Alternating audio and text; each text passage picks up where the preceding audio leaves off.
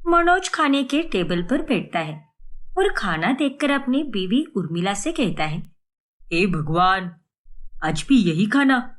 क्या कहा आपने? अरे मैं तो ये कह रहा हूँ कि तुमसे अच्छा खाना कोई नहीं बनाता।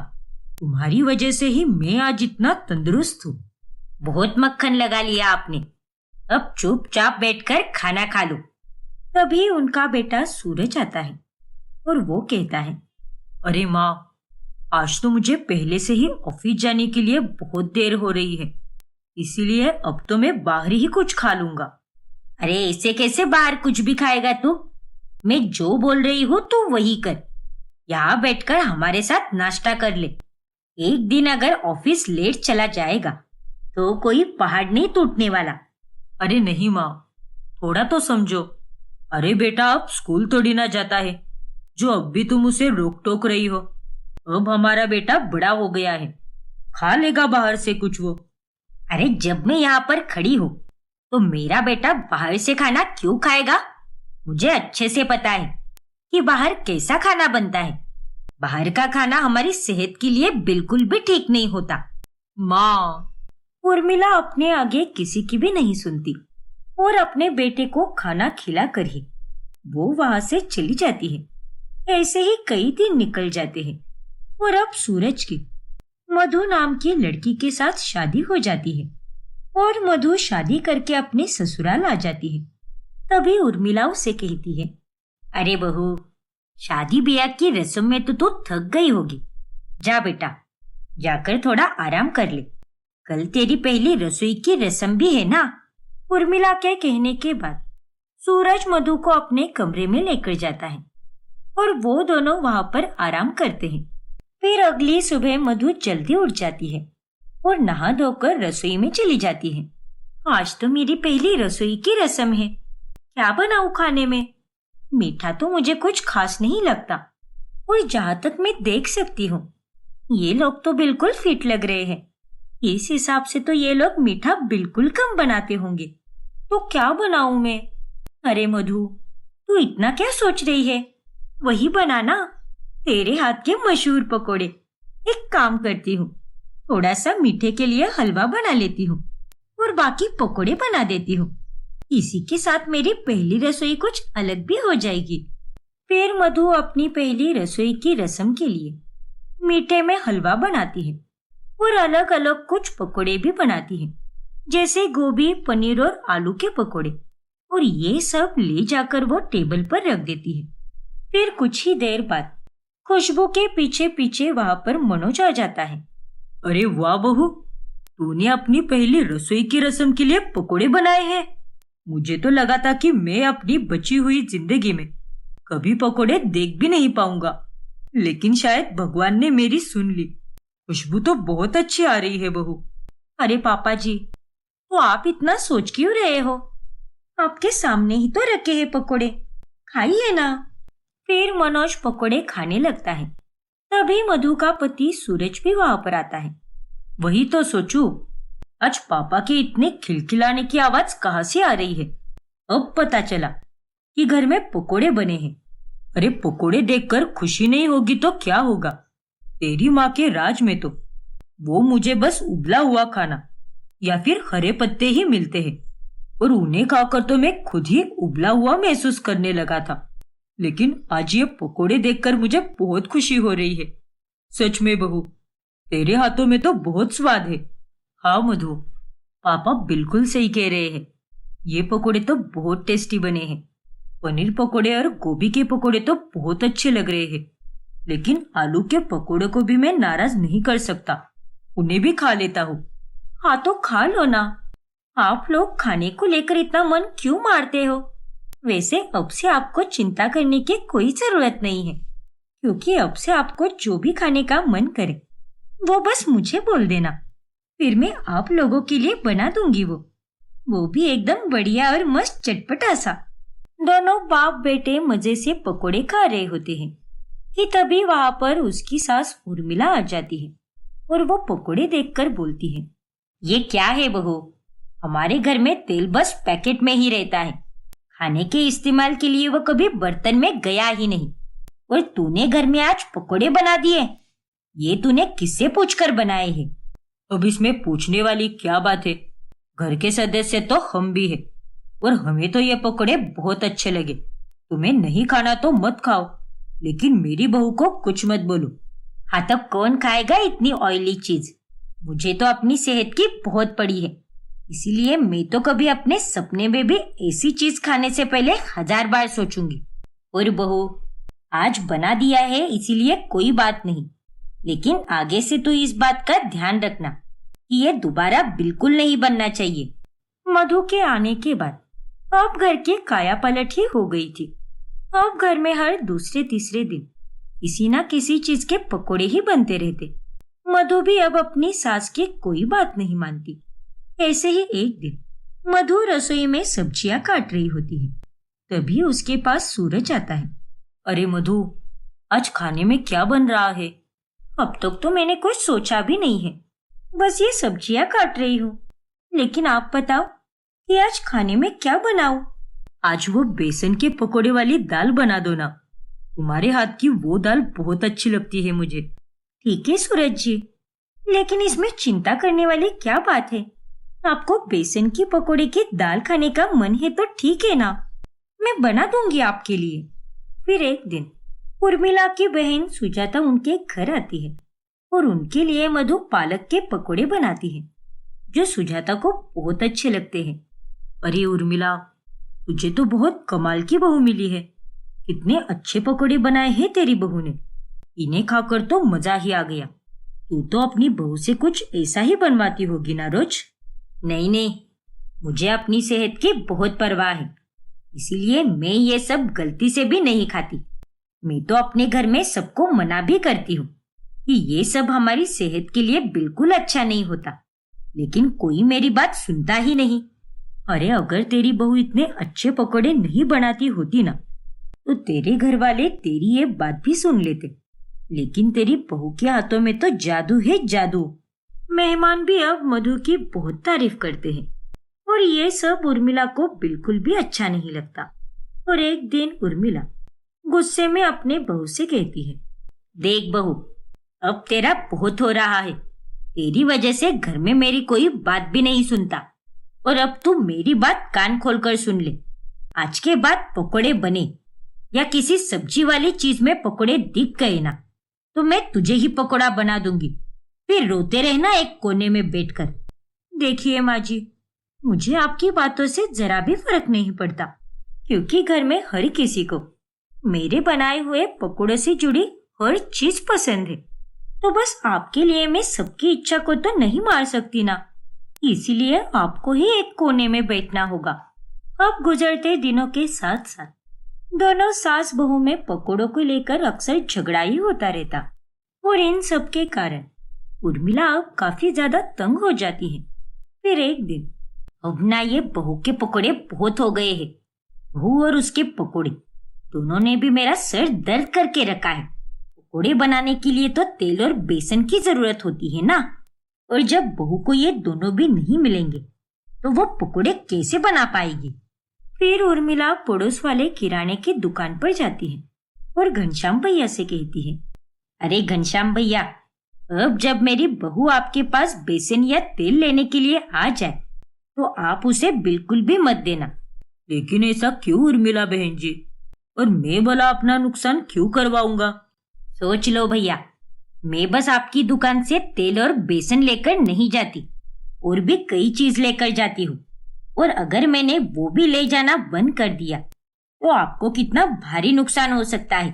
अब आप खुद ही सोच लो कि करना क्या है। उर्मिला की बातों से घनश्याम मान जाता है और वो ठीक वैसा ही करता है। वो मधु को बेसन और तेल देता ही नहीं।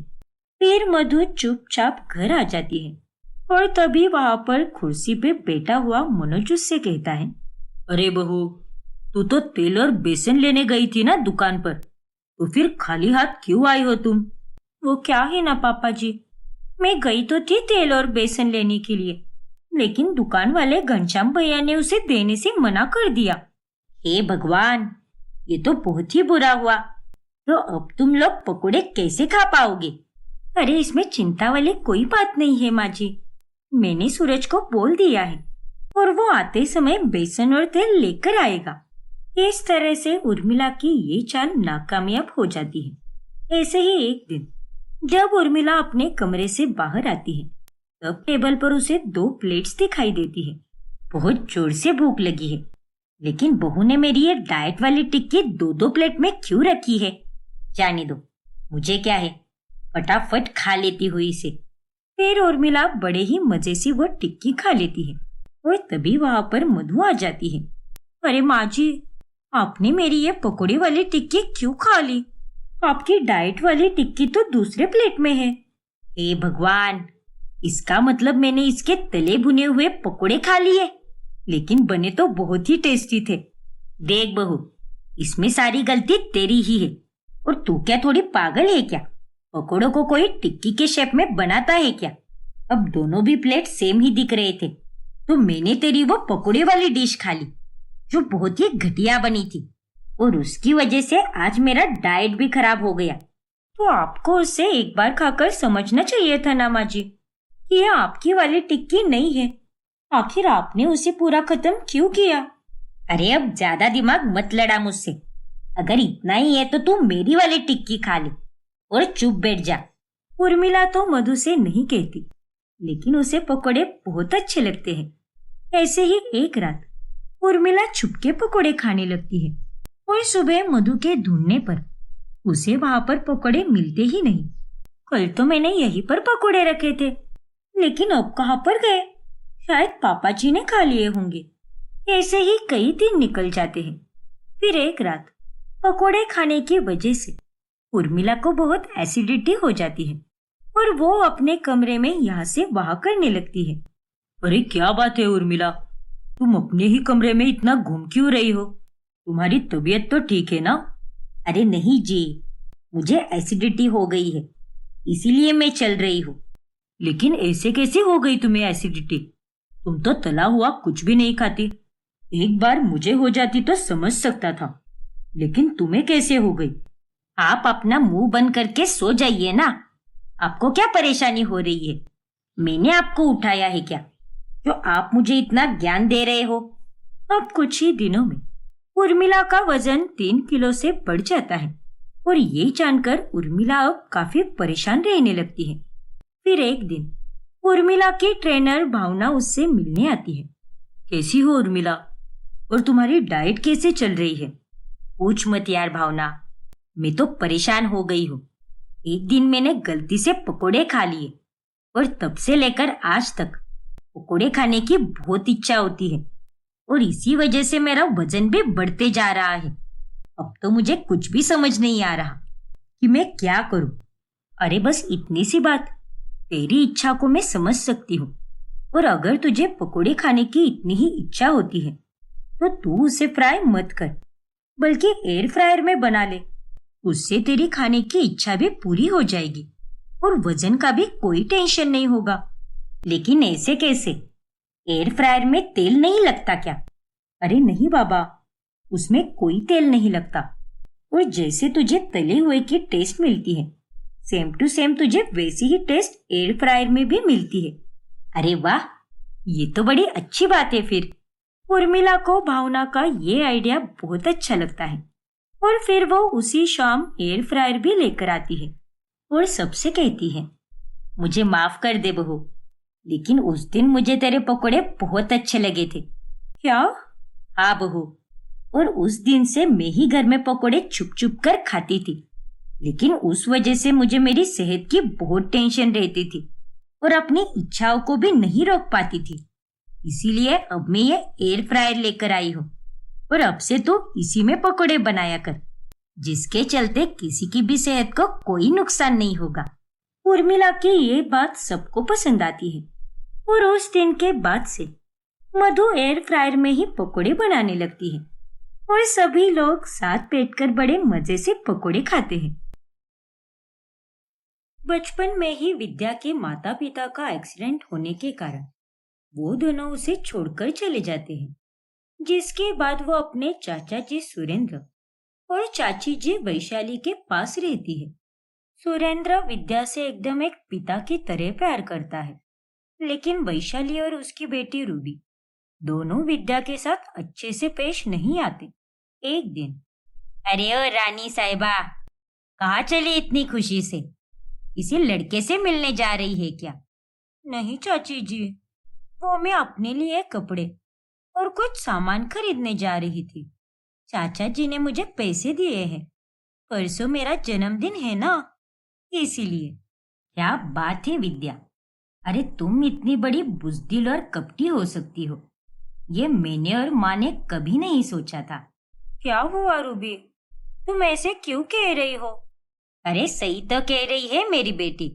इतने दिनों से मुझे नई साड़ी खरीदनी है और तो और वो महंगी वाली चूड़ियां भी भरनी है अपने हाथों में, लेकिन उसके लिए मेरे पास पैसे ही नहीं है।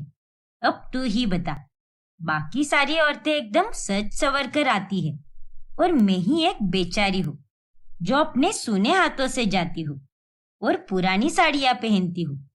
अरे मैं ही जानती हूँ कि मेरे मन पर क्या बीतती है। रहने दो माँ, इस एहसान फरामोश विद्या के सामने ये सब कहकर कोई फायदा नहीं है।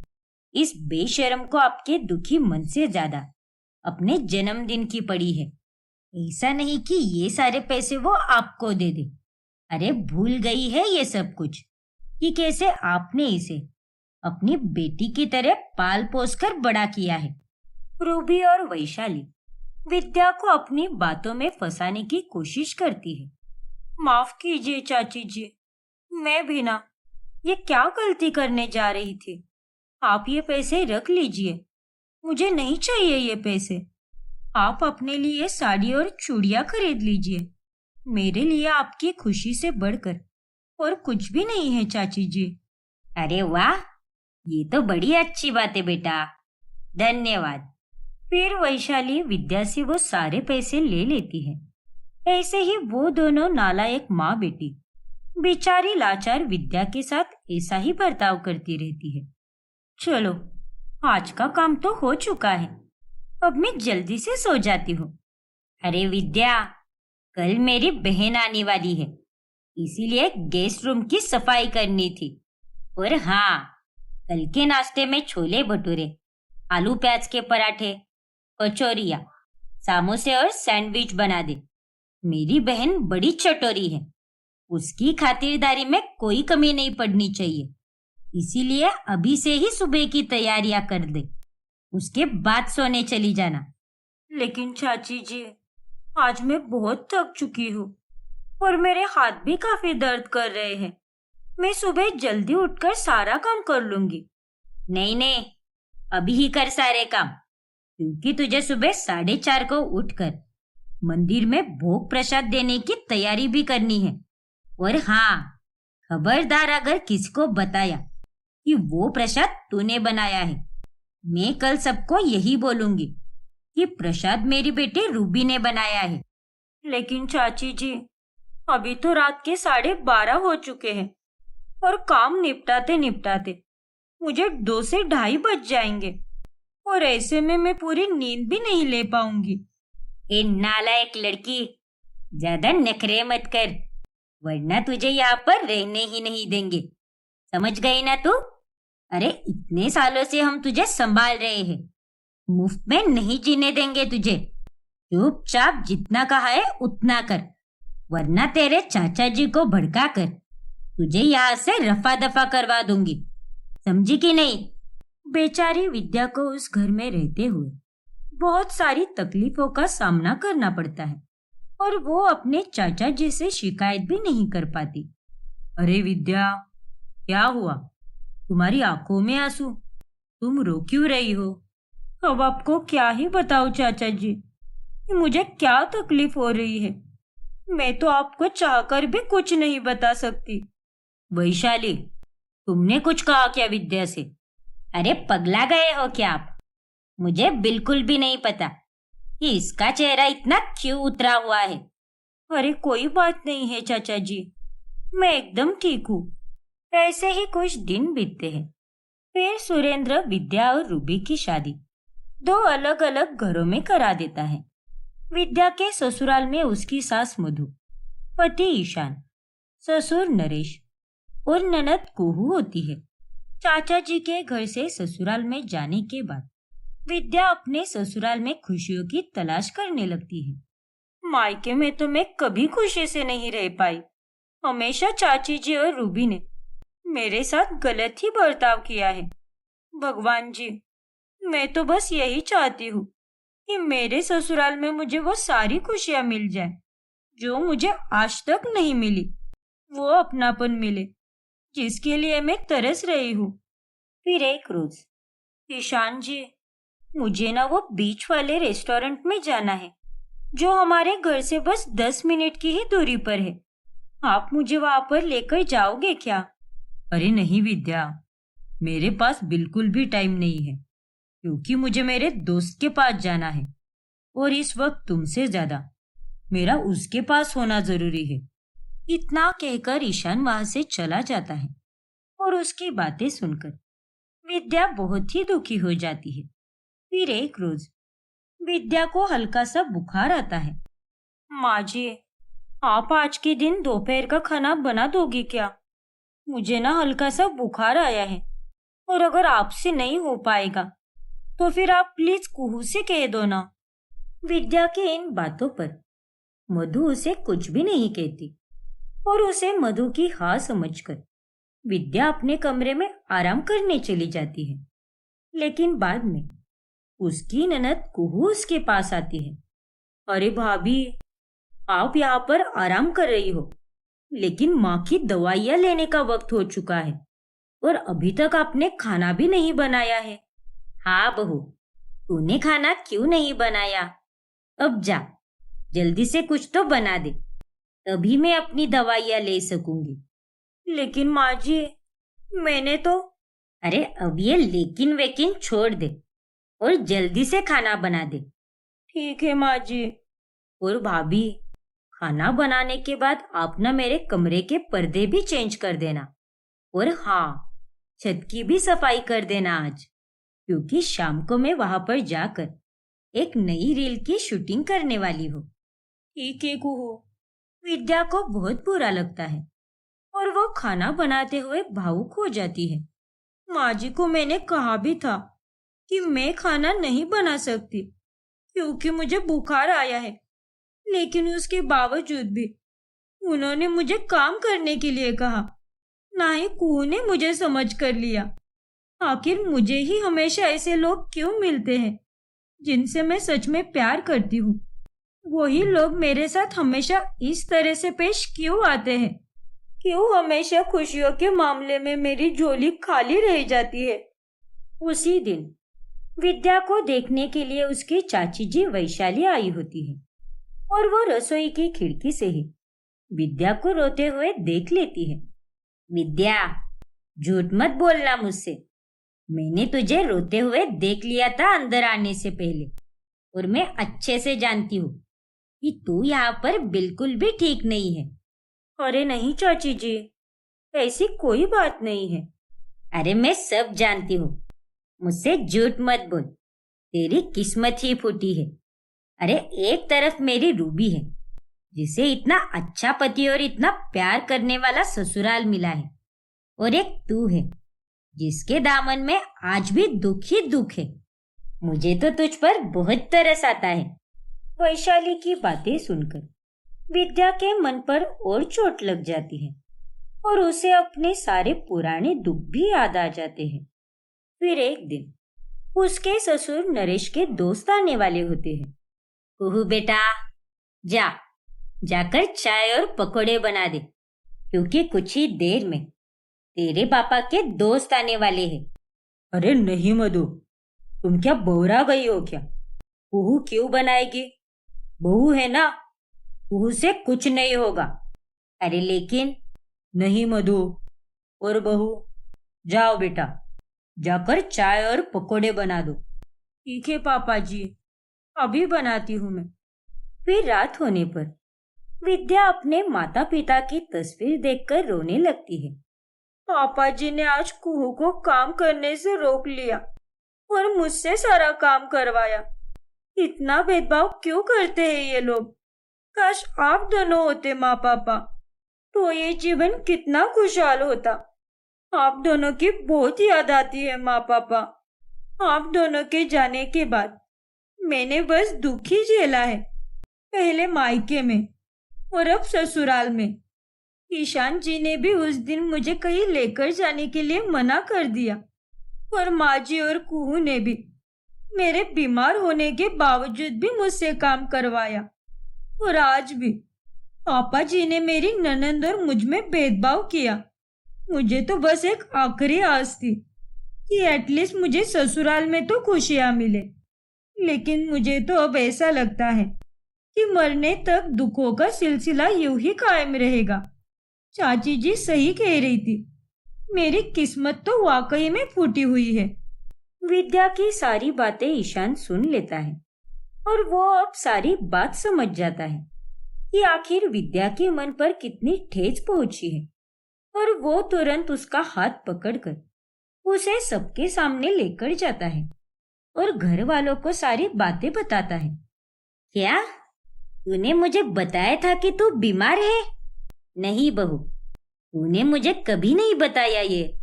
हे भगवान, भाभी, माँ को सुनाई देने में प्रॉब्लम होती है, उनके कान के पर्दे ठीक नहीं है। बहू, लगता है उस दिन तूने मुझे जब कहा होगा तब तेरी बात मैंने सुनी ही नहीं होगी। मुझे जोर जोर से बोली हुई बातें ही समझ आती है। माता रानी की सो। क्या? ये बात तो मुझे पता ही नहीं थी माँ जी, और शायद इसीलिए उस दिन आपने मेरी बात का कोई जवाब नहीं दिया। और विद्या, उस दिन मेरा दोस्त के पास जाना सच में बहुत जरूरी था, क्योंकि उसका बहुत बड़ा एक्सीडेंट हो गया था। अगर तुम्हें यकीन नहीं हो रहा तो ये लो मेरा फोन और लगा लो उसे। उसका पूरा परिवार तुम्हें सब कुछ बता देगा। हाँ भाभी, आपको गलतफहमियां हुई और आपको लगा कि हम सब बहुत बुरे हैं, लेकिन असल में ऐसा कुछ भी नहीं है। हम सब तो आपसे बहुत प्यार करते हैं। हाँ विद्या बहू, तुम हो ही इतनी अच्छी, तो तुमसे भला नफरत कोई कैसे कर सकता है। और मैंने कुहू से ना बोलकर तुम्हें वो काम बोला, क्योंकि कुहू को कुछ बनाने ही नहीं आता, लेकिन मधु तो फिर भी उसे रसोई में भेजती ही रहती है ताकि वो कुछ सीख सके। लेकिन वो हर बार हर एक डिश खराब कर देती है। और मेरे दोस्त घर पर आने वाले थे और उनके लिए जो भी बनना चाहिए था वो स्वादिष्ट ही होना चाहिए था ना। बस यही बात थी बहू। मैं तुमसे झूठ क्यों बोलूं? जैसे मेरे लिए कुहू बेटी है, वैसे भी तुम ही हो। अरे तुम तो मेरी बहू नहीं, बल्कि मेरी बेटी समान हो। विद्या, तुम्हें अपने मायके से काफी दर्द मिला है, तन से भी और मन से भी। लेकिन अब हम तुमसे वादा करते हैं कि हम तुम्हें कभी तकलीफ नहीं होने देंगे और तुम्हारे इर्द गिर्द सिर्फ और सिर्फ खुशियां ही रहेगी। ये हमारा तुमसे वादा है। हाँ बहू, अब ये तेरा ससुराल नहीं बल्कि तेरा मायका है। तुझे बचपन से जो प्यार और खुशियां चाहिए थी वो हम सब देंगे तुझे। पहले हमें पता नहीं था बेटी कि तूने अपने जीवन में कितना कुछ सहा है, लेकिन अब जब हमें सारी सच्चाई पता चल चुकी है तब तो हम तुझे जरा सा भी दुख नहीं होने देंगे और तेरा अच्छे से ख्याल रखेंगे। आखिरकार ससुराल से इतना प्यार मिलने के बाद में विद्या की आंखें नम हो जाती है। आप सबका बहुत बहुत धन्यवाद। मैं शब्दों में बता नहीं सकती कि आज मैं कितनी खुश हूँ। मानो मेरे जीवन भर का गम एक पल में ही गायब हो गया है और झट से मेरे दामन में खुशियां आ गई है। फिर उस दिन के बाद से सारी गलतफहमियां दूर हो जाती है और विद्या अपने ससुराल वालों के साथ खुशी से रहने लगती है। स्नेहा अपने पति समीर, सास भारती और ससुर जगजीत के साथ रहती है। वो दोनों पति और पत्नी एक ही कंपनी में नौकरी किया करते हैं। स्नेहा जितना अपने पति और सास ससुर से प्यार करती है, बदले में वो लोग उससे उतना प्यार ही नहीं करते। एक दिन की बात है। और स्नेहा, हो गया क्या तेरा आज का काम? वो पीपीटी तो बना दिया ना तूने? और हाँ, वो तेरा पुराना वाला पेन ड्राइव ना मेरे डेस्क पर ही है, मैं तुझे वो बाद में दे दूंगी, ठीक है ना? हाँ ठीक है रसिका। बाय द वे, तूने समीर को कहीं देखा क्या? मैं मीटिंग में बिजी थी, तो आज वो ऑफिस से जल्दी निकल गया क्या? हाँ स्नेहा, वो आज जल्दी जल्दी में ही निकल गया है। वैसे मैं जानती नहीं कि ये कितना सच है और कितना झूठ, लेकिन समीर को मैंने परसों एक रेस्टोरेंट के बाहर निकलते देखा, वो भी एक लड़की के साथ। क्या? हाँ स्नेहा, सच में। अब समीर मेरे 2 डेस्क छोड़कर ही काम पर बैठता है ना, तो मुझे सब समझ आता है। वो तो बस फोन पर ही लगा होता है। और तो और आजकल उसका परफॉर्मेंस का ग्राफ भी गिरते जा रहा है। हमारे प्रोजेक्ट का एक एम्प्लॉय नकुल भी बोल रहा था कि उसने समीर को एक लड़की के साथ देखा था, लवर्स पॉइंट पर। अभी कुछ ही दिनों पहले की बात है, वही मुझे बता रहा था। क्या? बस क्या क्या मत करती बैठ, और अपने पति को संभाल। आजकल का जमाना सही नहीं है। लड़कियों को, शादीशुदा आदमियों को अपने जाल में फंसाना अच्छी तरह से आता है। रसिका की बातें सुनकर स्नेहा अब टेंशन में आ जाती है और वो तसल्ली के लिए रसिका से उस रेस्टोरेंट का पता पूछकर रेस्टोरेंट में जाकर पूछताछ करती है, जिसके बाद उसे वहां का मालिक बताता है कि सच में समीर किसी लड़की के साथ वहां पर गया था। इसका मतलब सच में समीर का अफेयर चल रहा है? नहीं, ऐसा नहीं हो सकता। फिर स्नेहा घर जाकर समीर से सीधे सीधे ये सवाल करती है, और तभी, अरे ओ कल मुही, तेरा दिमाग तो ठिकाने पर है ना? ये तो क्या बकवास कर रही है? और क्या हुआ जब समीर किसी लड़की के साथ खाना खाने गया तो उसमें कौन सा पहाड़ टूट गया? वही तो, अरे वो एक लड़का है और तुम एक लड़की। अच्छा, तो अगर कल मैं भी किसी लड़के के साथ बाहर जाकर खाना खाऊं, तो ये आपको सही लगेगा क्या माँ जी, पापा जी? स्नेहा, माँ और पापा से जबान संभाल कर बात करो। और हाँ, गया था मैं किसी लड़की के साथ, तुमसे मतलब? अरे चाहे मैं बाहर कुछ भी करूं, लेकिन घर में आने के बाद तो तुम्हारे पास ही आता हूं ना, तो तुम्हें इतना फर्क क्यों पड़ रहा है? समीर बिल्कुल सही कह रहा है, ये इस घर का बेटा है, ये चाहे कुछ भी कर ले चलेगा, लेकिन तू इस घर की बहू है, इसीलिए तुझे नियम कायदे में ही रहना होगा। पहले ही जॉब करके हमारी इज्जत मिट्टी में मिला रही हो, और अब दूसरा कोई बखेड़ा खड़ा मत करना। अब जाओ, बहस बंद करो और जाकर सबके लिए खाना परसो। नालायक कहीं की। भारती और जगजीत को एक घरेलू बहू चाहिए थी, इसीलिए वो अपनी इस मॉडर्न बहू से नफरत करते हैं और समीर के साइड से बोलकर स्नेहा को चुप कराते हैं, जिसके बाद स्नेहा कुछ बोल ही नहीं पाती। फिर एक दिन कंपनी में एक फिरंगी बिजनेसमैन आता है जो काफी अमीर होता है। स्नेहा जिस कंपनी में काम करती है, वो भी उसी कंपनी के साथ पार्टनरशिप कर लेता है। Hi, Nick here, nice to meet you Sneha. Oh hi, nice to meet you Nick sir, लेकिन आपको, I mean how do you know my name? मुझको तुम्हारी बॉस ने बताई कि तुम एक बहुत ही अच्छी और हार्ड वर्किंग एम्प्लॉय हो। अरे वाह, आपको हिंदी बोलने भी आती है निक सर, ये तो बहुत ही अच्छी बात है। और वैसे आप तो हिंदी बहुत अच्छी बोल लेते हो। थोड़ी बहुत। मेरे यहाँ इंडिया में ढेर सारी कंपनीज है, इसलिए मेरे यहाँ पर आनी जानी तो लगी रहती है।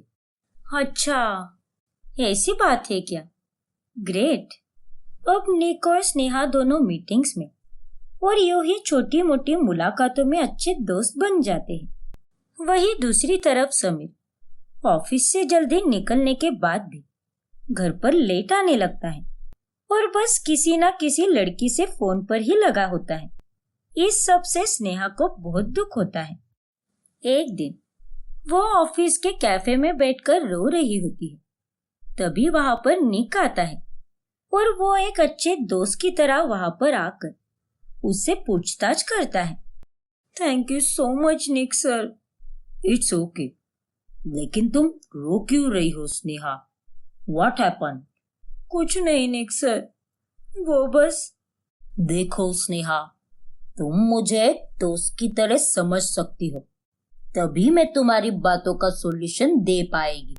नाउ कम ऑन, अब ज्यादा भाव मत खाओ और बताओ मुझे, और प्लीज मेरे को ये निक सर नहीं, सिर्फ निक कहो। ओके निक सर, मेरा मतलब निक। फिर स्नेहा निक को सारी बातें बताती है और उसके बाद निक उससे सांत्वना देता है। अब यूं ही दोनों की दोस्ती दिन ब दिन बढ़ने लगती है और अब ऑफिस में जब भी निक आता है तब वो ज्यादातर समय स्नेहा के साथ ही बिताने लगता है। स्नेहा, तुम यहाँ ऑफिस में काम करने आती हो या उस निक के साथ हंसी मजाक करने के लिए? जब देखो तब तुम दोनों साथ में ही रहते हो, टाइम पास करते रहते हो। आखिर माजरा क्या है? देखो समीर, तुम कुछ ज्यादा ही सोच रहे हो।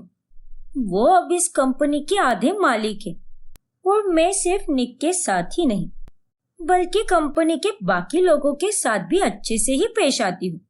अब हटो मेरे रास्ते से। और हाँ, सलाद काट कर दिया है मैंने तुम्हें आज, प्लीज उसे खा लेना और अपनी सर्दी की दवा भी टाइम पर खा लेना। लंच टाइम के वक्त पर मैं मीटिंग में बिजी रहूंगी तो तुम्हें याद दिलाने वाला कोई नहीं होगा, तो प्लीज याद से खा लेना।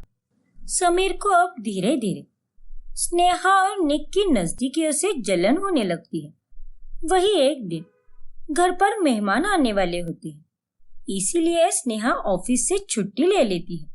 तभी निक उसे मिलने के लिए उनके घर पर आता है। स्नेहा, ये देखो, मैं तुम्हारे लिए तुम्हारे फेवरेट चॉकलेट्स और ये पेस्ट्री लाए हो। आई नो तुम्हारी मूड अभी ठीक नहीं है, बट इसे बाद में खा लेना। Okay Nick, you are so sweet यार, एंड इन सब के लिए थैंक यू सो मच, और मुझे मिलने आने के लिए भी। तुम सच में एक अच्छे दोस्त हो। मैं भी बहुत खुश है कि मुझे तुम जैसी दोस्त मिली है इंडिया में। तभी भारती उन दोनों को दूर से ही मुस्कुराते हुए देख लेती है और थोड़ी देर बाद में जब निक वहां से चला जाता है तभी, क्यों रे नासपीटी, क्या चक्कर चल रहा है तेरा उस फिरंगी के साथ? क्या? कुछ भी तो नहीं माँ जी, वो आज मैं छुट्टी पर हूं ना, और आज मुझे प्रेजेंटेशन भी देना था, इसीलिए वही पेन ड्राइव लेकर आ गए। और वो मेरे बॉस है, मैं उन्हें मना थोड़ी ना करने वाली थी। वाह, विश्व में पहली बार ऐसा देख रही हूं मैं कि एक बॉस कंपनी में काम कर रहे किसी व्यक्ति को खास मिलने के लिए उसके घर पर आया है, और वो भी इतना अमीर और फिरंगी बॉस, और आते आते चॉकलेट और पेस्ट्री भी लेकर आया है। अरे तुझे क्या लगता है, मैं क्या पागल हूँ क्या, जो मुझे कुछ भी समझ में नहीं आएगा? ओफो माँ जी, आप जैसा सोच रही हो सच में वैसा कुछ भी नहीं है। वो बस मेरे एक अच्छे दोस्त की तरह है। मैं ऑफिस में सबसे अच्छा काम करती हूँ, इसीलिए वो मेरी सराहना करते हैं। और ये चॉकलेट और पेस्ट्रीज ये मुझे उन्होंने नहीं दिया है, बल्कि ऑफिस में मेरी एक दोस्त है रसिका, उसने भेजा है मुझे। और रही बात मेरे बॉस की, तो वो बहुत ही अमीर है, लेकिन उसके बावजूद भी वो हर एक एम्प्लॉय के साथ अच्छे से पेश आते हैं। देख बहू, कौन कितना अच्छा है हमें सब समझ आता है। मैं तो बस यही कहूंगी कि अपने पंखों को ज्यादा फैला मत, वरना तेरे पंखों को कैसे काटना है ये मुझे अच्छी तरह से पता है। फिर एक दिन जब समीर ऑफिस से निकल रहा होता है तभी वो स्नेहा और निक को एक साथ में कार में जाते हुए देख लेता है, और उन दोनों को साथ में देखकर उसका खून खोल उठता है।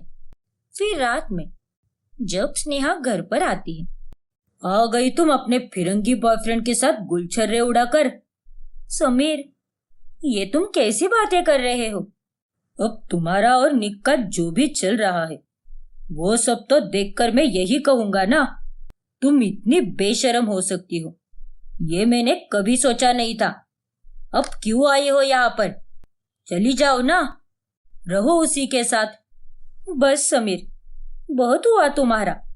अरे जब तुम लड़कियों के साथ अय्याशियां करते हो, घूमते फिरते हो, तब मुझे चुप कराते हो, और अब जब मेरा कोई दोस्त बना है तो मेरी खुशी तुमसे सही नहीं जा रही।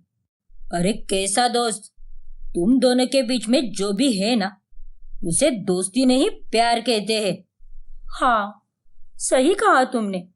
वैसे भी वो मुझसे बहुत प्यार करता है, फिरंगी है, लेकिन दिल से बहुत अच्छा है। और जैसे तुमने कहा, अब मैं उसके साथ चली जाऊंगी और अपनी नई दुनिया बसाऊंगी। फिर तुम रहो आजाद पंछी की तरह और करते बैठो लड़कियों के साथ अय्याशियां। अब मैं यहाँ पर और नहीं रुकूंगी। स्नेहा इतना कहकर अपना सारा सामान बांधकर वहां से जाने लगती है। स्नेहा के मुंह से पहली बार इतना करारा जवाब मिलने पर समीर की अक्ल एक झटके में ही ठिकाने पर आ जाती है और वो बहुत घबरा जाता है और स्नेहा को रोककर उससे माफी मांगने लगता है। स्नेहा, प्लीज मुझे माफ कर दो स्नेहा, लेकिन मुझे इस तरह अकेले छोड़कर मत जाओ। हाँ, मैं मानता हूँ कि मैं लड़कियों के साथ अय्याशियां करता हूँ, लेकिन असल में प्यार तो मैं तुमसे ही करता हूँ स्नेहा। बस पता नहीं क्या हो जाता है मुझे, लेकिन अब नहीं। मैं तुम्हें खोना नहीं चाहता हूँ स्नेहा। प्लीज मेरी सारी गलतियों के लिए मुझे माफ कर दो और रुक जाओ, मत जाओ उस निक के पास। लेकिन समीर, लेकिन वेकिन कुछ नहीं स्नेहा। तुम कहो तो मैं कान पकड़ लेता हूँ, 100 बार उठक बैठक भी कर लूंगा, लेकिन प्लीज प्लीज मुझे माफ कर दो स्नेहा। और ऐसा मत करो, मुझे अपनी अच्छी भली जिंदगी चाहिए और आज के बाद में किसी लड़की की तरफ आंख उठाकर भी नहीं देखूंगा और तुम्हें जितना दुख दिया है उससे सैकड़ों गुना ज्यादा प्यार दूंगा। लेकिन प्लीज स्नेहा, प्लीज रुक जाओ। ठीक है समीर, अगर तुम इतना कह रहे हो तो मैं रुक जाती हूँ। और वैसे मैंने तुमसे झूठ कहा था। निक मुझसे कोई प्यार व्यार नहीं करता है, वो तो बस मेरा एक अच्छा दोस्त है। और सच कहूँ तो मैं सिर्फ तुमसे ही प्यार करती हूँ। और अब तुम्हारी आंखों में मुझे खोने का डर देखकर यह साबित हो चुका है कि तुम्हें सच में अपनी गलतियों का एहसास हो गया है। मैंने तुम्हें माफ किया समीर। सच में? Thank you Sneha, thank you thank you thank you so much. और इस तरह अंत में स्नेहा और समीर दोनों के बीच सब ठीक हो जाता है और दोनों खुशी खुशी साथ रहने लगते हैं।